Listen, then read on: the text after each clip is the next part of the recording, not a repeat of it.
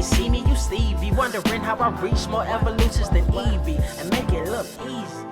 What is up, Earth's mightiest subscribers? It's Blerd without fear. Welcome back to the channel. All right, so today's video, we're going to be talking about Avengers number 12 and 13, written by Jed MacKay, with art by Francesco Mortarino and color by Federico Blee. So real quick, this is going to be one of those, I'm not really here to review this comic so much as I am to talk about something that happened in it that I found really funny. And it's also really interesting to see people backpedal and kind of have to, correct themselves in real time. It is kind of a funny thing to see. I saw a lot of people, just to give you a little clarification, I saw a lot of people getting really upset. I'm talking like weapons grade level of tilted. I am talking if John Cena wins, we riot levels of in their feelings. I would even go as far as to say Undertaker losing the streak to Brock Lesnar levels of shocked and appalled. I'm talking apoplectic when in the previous issue of Avengers number 12 that the former Avenger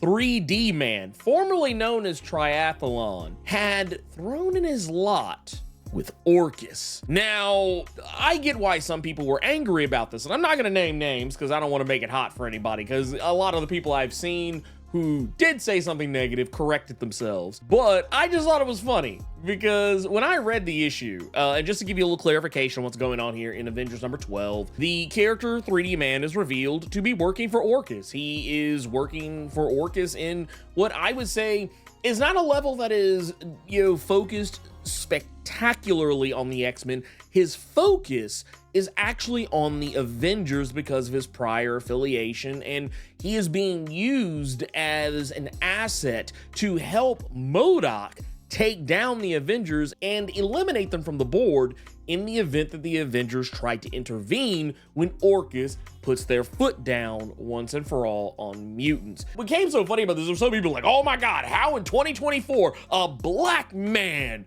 is working for Orchis? I know where the energy comes from. And yes, is it weird to see a black person working for an anti-mutant organization? Yeah, it is a little weird, but you also got to remember the Candace Owenses of the world. What's that boy's name? Emmanuel? Is it Acho, Acco, whatever his name is? Cats like that. Your Jason Whitlocks, your Jesse Lee Petersons of the world. Those people exist. Even if what happened with 3D Man was what it was on its face, it's not to say these things don't exist. There are such things as crazy ass black people. Trust me, I know a lot of them. I know actually more than I would care to admit. It's a scary number. It's a number that's higher than 10 and not less than 50. I've encountered quite a few of them. But yeah, a lot of people were just upset about it. And I mean, to be fair, I could also say the same thing about any marginalized community that we have seen represented within the walls of Orchis. Case in point, I forget the name of the character. It's, not, in the forefront of my mind right now, but during Astonishing Iceman, there was a guy who worked for Orchis who never explicitly stated he was homosexual, but kind of gave homosexual energy. So yeah, even that's weird. Any marginalized group, I don't care if you're black, brown, Asian, indigenous, whatever. If you are LGBTQIA+, or, I would even go as far as to say Muslim, you bringing in, more religion and culture into it. Any group of people who just, let's just go put this plainly, any group of people that just aren't just bog standard, heterosexual, cisgendered white people. Those are the only people that make the most sense to be a part of Orchis, in my opinion. But yeah, even to see people from those marginalized communities in Orchis is a little weird until you think a little bit deeper about the fact that, yeah, you have outliers. Outliers exist, and that can be both good and bad, and in this case, it's bad. I thought it was funny, though, because, yeah, the first thing I thought about when I read the issue was, okay, what has 3D Man been up to lately? And if you go back to, I believe it was Avengers Initiative, that's kind of where a lot of this stems from with 3D Man, the whole him being kicked out of the Avengers because he unalived Skrulls. And it was because at the time, for those who don't know who 3D Man is, he was a character that got introduced in the Volume 3 relaunch of the Avengers, which was kind of funny because it was at a time where the Avengers were the whitest they had ever been in their entire publication history, and that's impressive considering they started out all white. I know we like to add in Hulk and joke, oh, Hulk was green. No, they were white as hell. And Triathlon came along, and honestly, I didn't really care for the character very much because he kind of felt that I just didn't think he was a good character. I thought he was written very poorly. He was kind of a I don't even say kind of. He was a stereotype. Let's go and call it a spade. He was a stereotype. I'm not trying to make it hot, but yeah, he was a fucking stereotype. His name was Triathlon, for Christ's sakes. He was a sports themed superhero. It was dumb on his face. It was kind of like how every black anime character is so freakishly strong. Yeah, it was just like, come on now. Really? Okay. 3D Mania, once again, he got a hold of those 3D glasses and they kind of allowed him to see in 3 dimensions. He could see all the aspects and angles of things. And eventually it got to the point where it just kind of became a part of his power set, and that's hence why he became the 3D Man. I'm not going any deeper into it than that. Maybe I might do a video on 3D Man later, just in greater detail. But right now we're just here to talk about this instance. And yeah, he was drummed out of the Avengers, and it was something that kind of messed with him because if you actually go read Agents of Atlas, where he went over to after the events of Avengers Initiative, he was struggling with that, and he actually found a place among the Agents of Atlas. And it seemed like he had gotten over it, like he worked his way through it. And just to put it plainly, to give you the timeline on this, the whole breakdown between 3D Man being drummed out of the Avengers in and around Avengers Initiative number 19, which came out like roughly around 2008, and then him finding his place in the Agents of Atlas, which was a little under a year later in 2009. And then you really just don't see 3D Man in comics, at least not on any meaningful level, until like 2020 in Atlantis Attacks, and even that is not really much of an appearance. So this right here, this Avengers number 12 and 13 is really the first time we're seeing 3D Man in quite some time. And what I like about this, and why so many angry black people had to walk back those statements of how they were turning 3D Man into a coonin', shuckin' and jivin', what was it, Steven, Samuel Jackson's character from Django Unchained or whatever. The thing I find so funny about people's proclamation that 3D Man was suddenly cooning for Orchis and just couldn't read between the lines or get the deeper message in what Jed MacKay was writing is that there's a point in Avengers number 12 when he is first introduced as working for Orchis. There's a point where he uses the word liberated when referring to the Avengers breaking in to those mutant internment camps and freeing the mutants in it. And MODOK literally calls him out and says, liberated is a very odd choice of words for you to use in this situation. And while 3D Man plays it off almost immediately, this was already a sign that this was not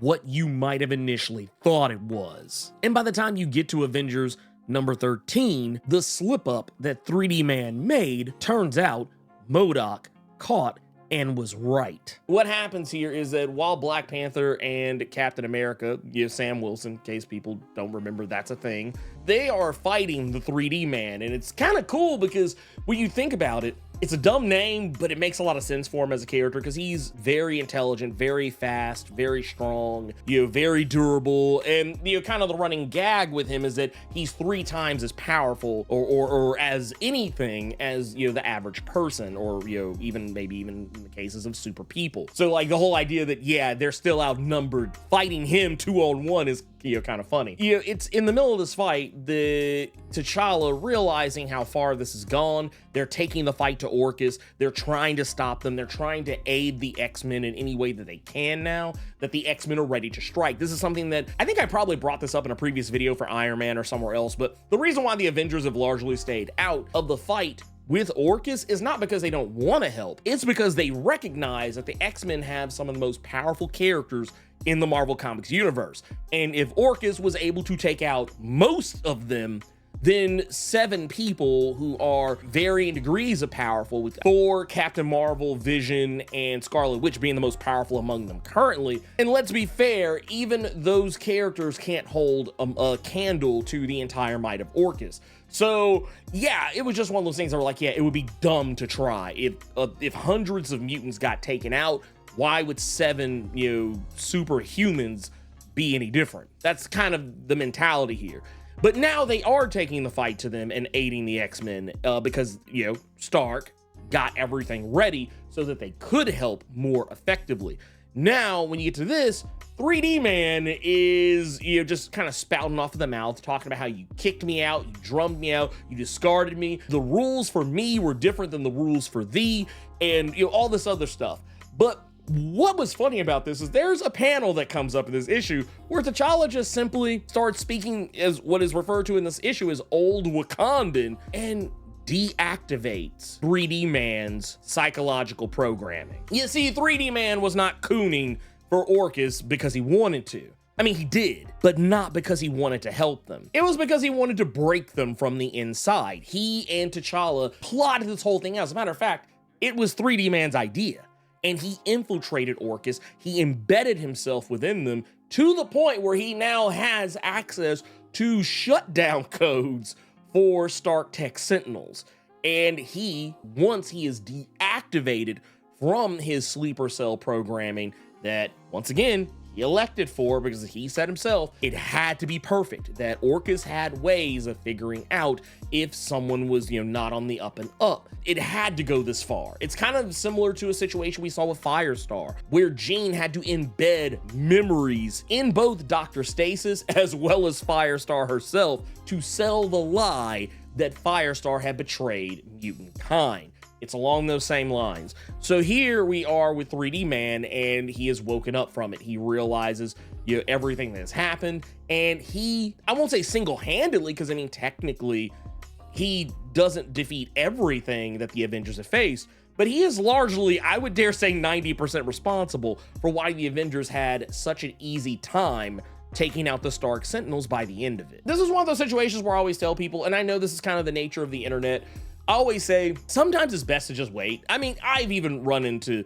situations like this myself where, you know, I have read something, I'm like, oh my God, oh, they went here with this. And then by, you know, the time the next issue comes out, or 2 issues later, sometimes 3 issues later, you're like, oh, this wasn't what I thought it was. There was actually a plan in place. I know there were some people who tried to say, oh, they changed the outcome of the issue because of fan backlash.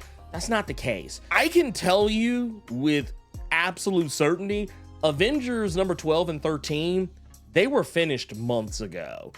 Those books have not changed. As a matter of fact, Jed MacKay and the rest of his Avengers creative team have very likely moved on to, like, I don't even think they're in Blood Hunt territory right now, which for those who don't know, Blood Hunt is the next big Marvel Comics event. It's actually what's teased at the end of this issue.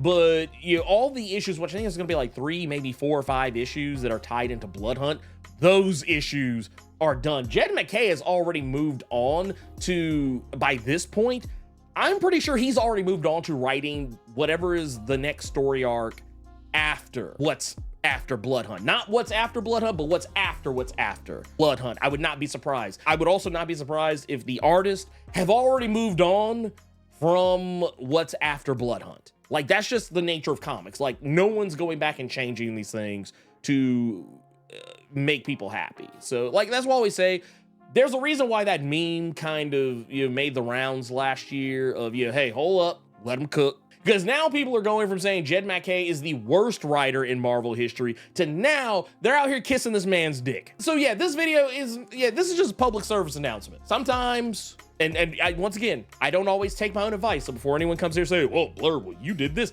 Well, this is why I'm saying it, because I can speak from experience. Sometimes it is best to sit down, have a Coke and a smile, shut the fuck up until the thing is done, and then you go. Like, yeah, sometimes it is easy to see where something is going, and a lot of times I do, and sometimes I'm wrong. I, contrary to popular belief, am more than happy to admit when I have been wrong about something. And I'm also happy that the majority of the people who did realize they were wrong walked back those statements. But still, I think this should be an exercise, especially considering how quickly the turnaround was for this. This was like literally going from one issue to the very next issue. I think, yeah, just sometimes we need to sit down, chill, let them cook. Like, you're not gonna get the whole story in one single issue. I mean, unless it's a one shot. But like, by and large, reading comics, this is serialized storytelling. This is long form storytelling, long-term booking for my wrestling fans out there. So sometimes you just gotta wait. You know, what was it? We just had, what was it? Cody Rhodes has been in WWE for how long now? And he's only just now finished the story. Yeah, like if you were that invested in Cody Rhodes winning at WrestleMania, and you would have given up after last year's WrestleMania. But no, you have to, it takes time. So I hope that we've all learned from this and are now better for it. You guessed it, obligatory channel outro time. If you're not subscribed to the channel, consider doing so. Clicking that subscribe button and tapping that notification bell ensures that you get more videos just like this one, and you don't miss any of my other content that I drop throughout the week, plus my live streams every Thursday and Saturday. And if you enjoyed the video, make sure you click that like button, keep it plus ultra, and sound off in the comments.